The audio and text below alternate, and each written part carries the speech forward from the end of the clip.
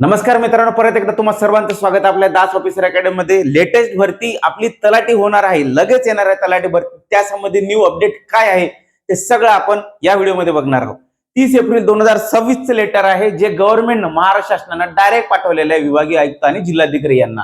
त्या लेटर संबंधी काय आहे, जागा कधी येणार आहे, जागा जवळपास किती आहे, नवीन आकृतीबंध कधीच आहे आणि अभ्यासक्रम काय, या सगळ्या गोष्टी आपण परीक्षा कोण घेणार आहे इथपर्यंत सगळ्या गोष्टी क्लिअर करणार आहोत। तर बघा, शासन निर्णय 30 एप्रिलचा आहे, त्यांनी 30 एप्रिलला डायरेक्ट लेटर पाठवलेला। आपल्याला अपडेट सध्या मिळाली असल्यामुळे आपण सविस्तर नोट्स वाईज व्यवस्थित बघणार आहोत। परीक्षा कोण घेणार आहे पासून तर एमपीसी कडे कशी गेली हे सगळं आपण बघणार आहोत। तत्पूर्वी तुम्हाला दाखवतो मी ते लेटर, ज्या लेटरनी आपल्याला ही अपडेट मिळालेली आहे। 30 एप्रिल 2026 चे हे लेटर आहे, डायरेक्ट विभागीय आयुक्त आणि जिल्हाधिकारी यांना पाठवलेलं आहे। या लेटरनुसार आपल्याला काय कळतंय तर मित्रांनो, 30 एप्रिल 2026 चे लेटर आहे। एकच मिनिट। तर 30 एप्रिल 2026 च्या या लेटरनुसार आपल्याला कळत आहे मित्रांनो की जाहिरात येणार आहे आणि परीक्षा कोणाकडे गेलेली आहे। बघा, 30 एप्रिल 2026 चे लेटर आहे। सर्व विभागीय आयुक्त, महाराष्ट्रामध्ये जेवढे 6 विभागीय आयुक्त त्या सगळ्यांना हे लेटर गेलेलं आहे। सोबत सर्व जिल्हाधिकारी यांना हे लेटर गेलेलं आहे। तर बघा, ग्राम महसूल अधिकारी म्हणजेच तलाठी, ग्राम महसूल अधिकारी म्हणजेच तलाठी या संबंधी हे लेटर आहे। तलाठीमध्ये जेवढे रिक्त पदे आहेत ना जेवढे रिक्त पदे आहेत शासनात सादर करण्याकरता हे लेटर गेलेलं आहे। तर या लेटरनुसार आपल्याला कळते 2/4/2026 म्हणजे 2 एप्रिल 2026 मध्ये जो सुधारित आकृतीबंध निश्चित करण्यात आलेला आहे, सुधारित आकृतीबंध जो मिळालेला आहे त्यांना, ज्यानुसार आपली जाहिरात येणार आहे, म्हणजे किती पद रिक्त आहेत त्यानुसार हे सगळं आपली जाहिरात येणार आहे। त्या जाहिरातीमध्ये काय काय असणार बघा मित्रांनो, रिक्त पदे हे तातडीने भरायचे असं शासनाला वाटत आहे, त्यामुळे शासनाने हे लेटर डायरेक्ट विभागीय आयुक्त आणि जिल्हाधिकारी यांना दिलेलं आहे। मग आता आपल्या जिल्ह्यातील जे ग्राम महसूल अधिकारी संवर्गातील जेवढे रिक्त पदे आहेत, ग्राम महसूल संवर्गातील जेवढे रिक्त पदे आहेत ना तेवढे नवीन बिंदू नामावलीनुसार मागासवर्गीय कक्षाकडून तपासून घेण्यात यावी। तर ते त्यांचा एक काय म्हणतात आपल्याला, त्यांचा प्रोसेसचा भाग आहे। मागासवर्गीय विभागाकडे, मागासवर्गीय कक्षाकडे का चेक करावं लागतं, कारण पेसा नॉन पेसा या 2 पद्धतीच्या जाहिरात येत असते। दोन्ही जाहिराती एक म्हणजे नेमका त्याच वेळी येत असते, परंतु दोन्ही जाहिराती स्वतंत्र असते, त्यांचा स्वतंत्र आराखडा असतो, रिक्त जागा स्वतंत्र असतात आणि मेन सगळे रिझर्वेशन नुसार जे इतर नॉन पेसा जाहिरात असते ते सगळे रिझर्वेशन नुसार ती वेगळी असते।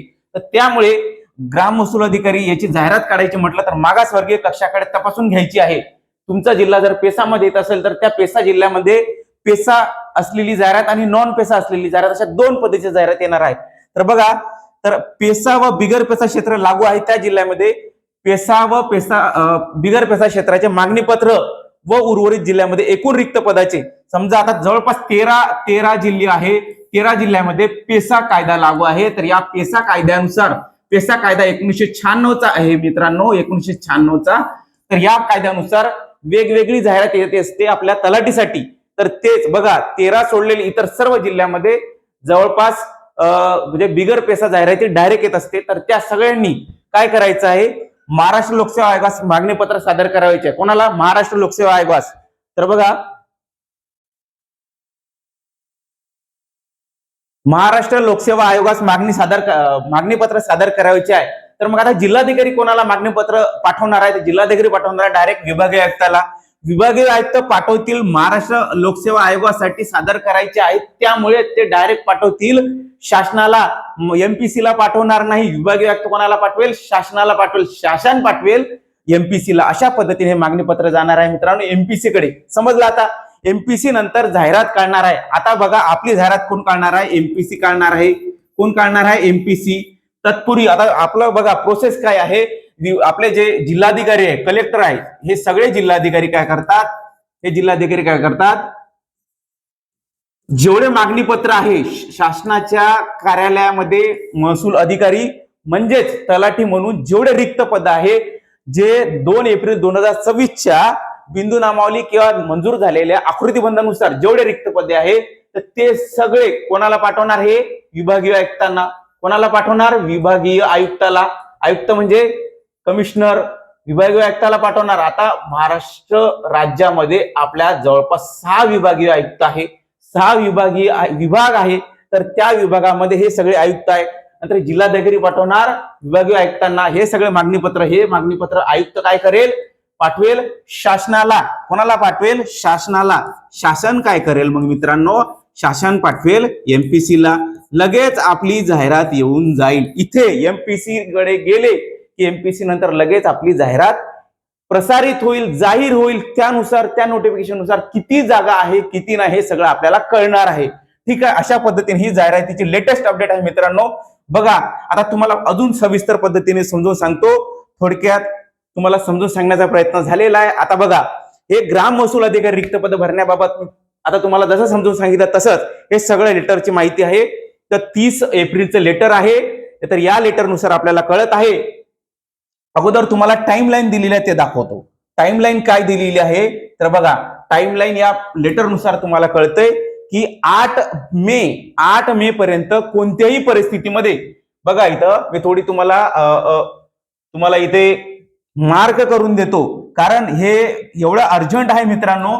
शासन म्हणतंय की खूप अर्जंट आहे आपल्याला भरती काढणं. मग आता तुम्हाला समजायला पाहिजे आपण अभ्यास किती अर्जंटली करायला पाहिजे. तर बघा शासन काय म्हणते 8 मे 2026 पर्यंत कोणत्याही परिस्थितीत इन एनी सिच्युएशन कोणत्याही सिच्युएशन मध्ये शासनाला विभागीय आयुक्त कार्यालयामार्फत शासनाला ही सगळी रिक्त पदाची माहिती जिल्हाधिकारी पाठवणार आहे. त्यामुळे कधीपर्यंत 8 मे पर्यंत. त्यामुळे आपली भरती येणार आहे हे एवढं निश्चित आहे. भरती लवकर येणार आहे हे पण निश्चित आहे. परंतु मित्रांनो तुमचा अभ्यास झालेला आहे का ते तुम्ही स्वतःला सांगा, स्वतःला विचारा. माझा अभ्यास झालेला आहे का? नसन झाला तर कधी स्टार्ट करणार आहे ते पण स्वतःला विचारा.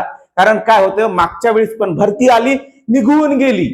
तुमचा अभ्यास, तुमचा मार्क्स, तुमचे मार्क्स किती येतात हे सगळं तुमच्यावर डिपेंड आहे. नाही की सर जाहिरात कधी येणार, जाहिरात कधी येणार, जाहिरात कधी, ते सगळं महत्वाचं नाही मित्रांनो. जाहिरात येतात, परीक्षा होतात, निघून जातात, पोरं लागणारे लागून जातात आणि तुम्ही फक्त जाहिरात कधी येणार आहे, जाहिरात कधी येणार एवढंच विचारत राहता. बघा 8 मे 2026 पर्यंत त्यांना हे सगळी माहिती सादर करायची आहे.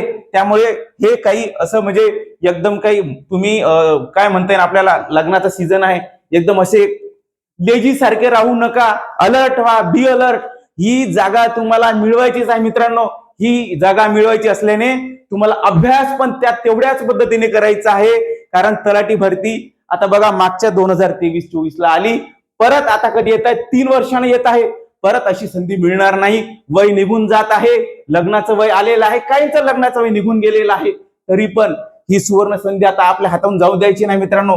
सविस्तर मी परत तुम्हाला सांगतो. बघा परिपत्रकातील प्रमुख निर्देश काय आहे, जेवढे रिक्त पद आहे त्याचा सगळा आढावा घेतलेला आहे त्यांनी.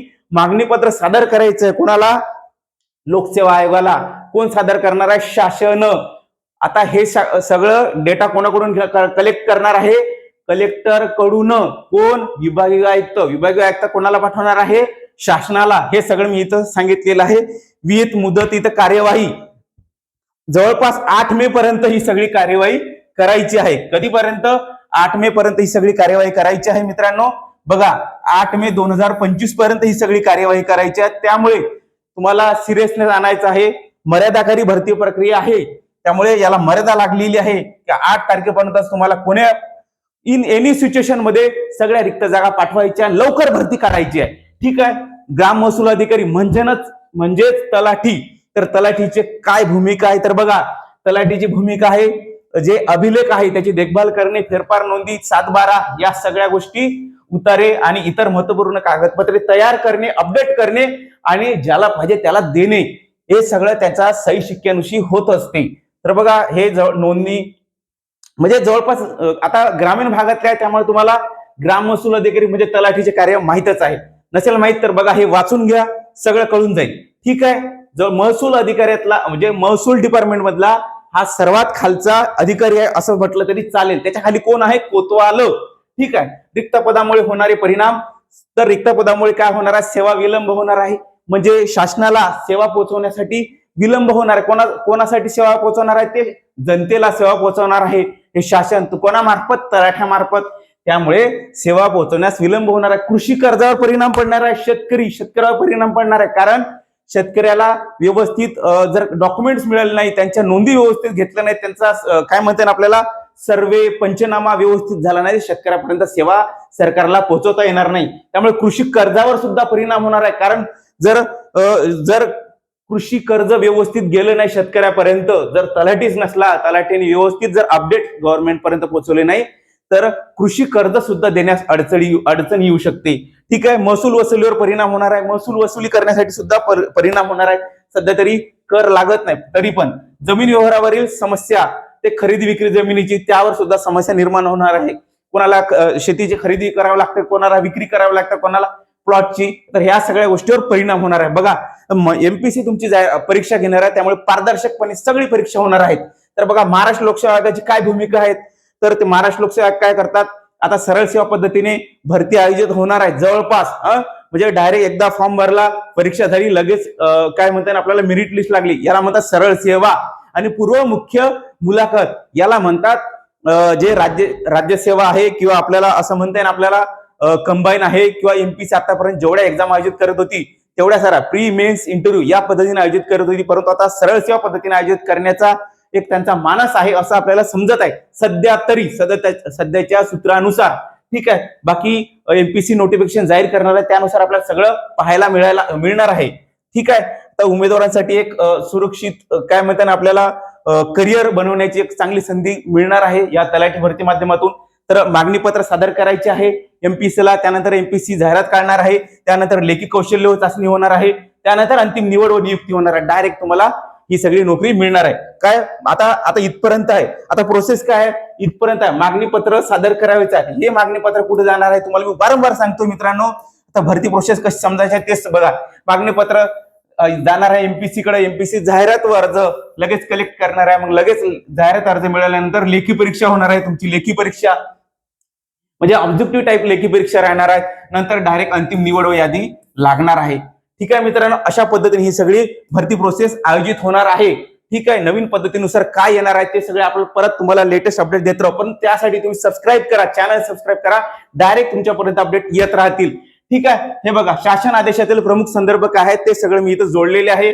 तर विभागीय आयुक्त व जिल्हाधिकाऱ्यांसाठी कृती आराखडा, तर तुम्हाला आता मी ज्या पद्धतीने सांगितलं ते सगळं इथं लिहून दिलेलं आहे. ठीक आहे, ज्यांना वाचायचं त्यांनी वाचायचं. टोटल 36 जिल्हे, तर त्या सगळ्या 36 जिल्ह्यामध्ये 6 विभाग आहे. 30 एप्रिल 2026 हे परिपत्रक आहे. तर हे सगळं आपण तुम्हाला माहिती देण्याचा प्रयत्न केलेला आहे. आणि जर तुम्हाला हे बघा मित्रांनो, आता मला खूप अभ्यास करायचा, परंतु त्याला एक व्यवस्थित स्ट्रॅटेजी द्यायची आहे. तर ती स्ट्रॅटेजी या 80 दिवसामध्ये प्लॅन नुसार तुम्हाला स्ट्रॅटेजी आम्ही देणार आहोत. 80 दिवसामध्ये हा प्लॅन चालणार आहे. तर संपूर्ण जेवढा अभ्यासक्रम आहे, मराठी, इंग्रजी, गणित, बुद्धिमत्ता, जीके, हे सगळे 4 विषय 25 प्रश्नांचे ते सगळे प्लॅन नुसार आखलेले आहे मित्रांनो.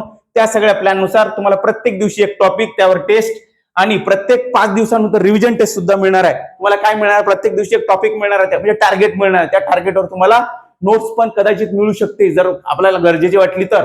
नंतर त्या सगळ्या टॉपिकवर तुम्हाला अभ्यास करायचा आहे, नंतर त्या टॉपिकवर अभ्यास करून तुम्हाला संध्याकाळी एक टेस्ट मिळणार आहे. हे सगळं 80 दिवसाचा प्लॅन आहे, त्यामुळे 80 जवळपास टेस्ट होणार आहे. ठीक आहे, अशा पद्धतीने 1-to-1 मेंटरशिप, म्हणजे तुम्हाला डायरेक्ट 1-to-1 मेंटरशिप. हा, अभ्यास झालाय का, किती झालाय, मार्क्स किती पडत आहे, कोणत्या विषयामध्ये कमतरता आहे, कुठं तुमचं चुकतंय, मार्क्स कुठं कमी पडत आहे, मग आपल्याला काय करायला पाहिजे, हे सगळ्या गोष्टी या मेंटरशिपमध्ये 1-to-1 मेंटरशिपमध्ये होत असते. सर्व पीवायक्यू मोफत आहे. आपल्या दास ऑफिसर अकॅडमीच्या डिस्क्रिप्शन बॉक्समध्ये जायचं, तिथं तुम्हाला सर्व पीवायक्यू मिळणार आहे. तर ते सगळे दास ऑफिसर अकॅडमीच्या ऍप्लिकेशनवर फ्री फोल्डरवर जायचं आहे. दास ऑफिसर अकॅडमी, आपल्या अकॅडमीचं नाव आहे दास ऑफिसर अकॅडमी, आणि आपल्या ऍप्लिकेशनचं सुद्धा नाव आहे दास ऑफिसर अकॅडमी. ठीक आहे, कळतंय तुम्हाला. तर या ऍप्लिकेशनवर जायचं, फ्री फोल्डरमध्ये सगळे पीवायक्यू टेस्ट, पीवायक्यू फ्री मध्ये अपलोड केलेल्या जवळपास 57 पेपर आहेत. 57, मागच्या वर्षीचे किती पेपर आहे, 57.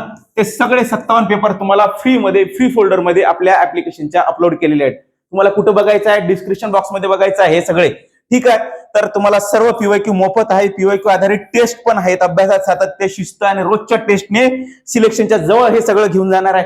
वॉच करायचं, बघायचं, काय समजलं नसेल त्याची फीस किती आहे मित्रांनो, 499, फक्त 499 मध्ये तुमची स्टडी आपण करून घेणार आहोत, आणि जबरदस्त पद्धतीने तुम्हाला सिलेक्शनच्या जवळ पोहोचून देण्यासाठी. ठीक आहे, तर बघा, हे आपला ऑफिसचा ऍड्रेस आहे. अशा पद्धतीने मित्रांनो तुम्हाला एक अभ्यासाची दिशा मिळणार आहे. तर तो प्लॅन मी तुम्हाला अगोदर दाखवू इच्छितो. तो प्लॅन काय आहे, तर त्या प्लॅन नुसार आपण अभ्यास कसा घेणार आहोत ते सगळं मी तुम्हाला डिटेलमध्ये सांगतो मित्रांनो. एकच मिनिट, डिटेलमध्ये आपण त्या प्लॅन नुसार सगळं बघू. तर बघा, डायरेक्ट कोर्सवर घेऊन जातो. डायरेक्ट कोर्स बघा, डायरेक्ट कोर्स नुसार तुम्हाला समजेल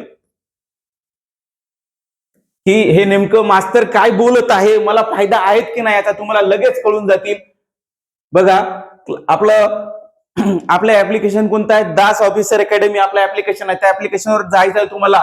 इथे दास ऑफिसर अकॅडमी हे नाव दिसेल, त्या नावाच्या इथे 3 रेषा दिसेल, अशा 3 रेषा तिथे क्लिक करायच्या. तुम्हाला तिथे फ्री फोल्डर दिसेल. फ्री फोल्डर कुठं दिसणार ते सांगतोय तुम्हाला. दास ऑफिसर अकॅडमीचं असं नाव दिसेल, त्या नावाच्या इकडं याच कोणत्या हे सगळं ऍप्लिकेशनचं समजा तुमच्या मोबाईलवर असेल तर इकडं कोपऱ्यामध्ये तुम्हाला 3 रेषा दिसेल. 3 रेषा, अशा 3 रेषा तिथे क्लिक करायचं, फ्री फोल्डर बघायचं. तिथे तलाठीच्या सर्व पीवायक्यूच्या पेपर दिलेले आहे. मागच्या वर्षीचे 57 पेपर दिले आहे फ्री मध्ये. 1 रुपया त्याचा आपण घेत नाही. ठीक आहे, फक्त तुम्हाला